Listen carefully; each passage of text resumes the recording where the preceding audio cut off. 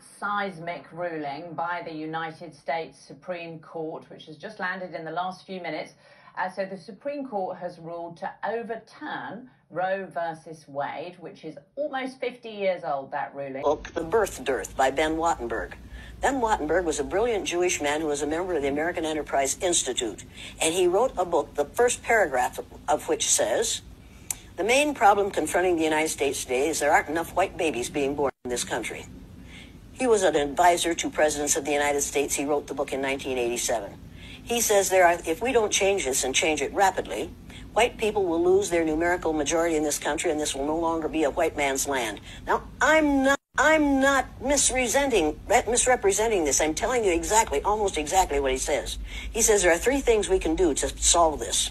Number one, we could pay women to have babies, as they have been doing in Western European nations for years. Then he says, and these are his words, not mine, "Unfortunately, we would have to pay women of all colors to have babies, so we don't want to do that." He says the second thing we could do is increase the number of legal immigrants that are allowed into this country every year. Then once again, he says, unfortunately, the vast majority of those wanting to come to this country today are people of color, so we don't want to do that. The third thing he says, and white women had better pay attention to this, 60% of the fetuses that are aborted every year are white. If we could keep that 60% alive, that would solve our birth dearth.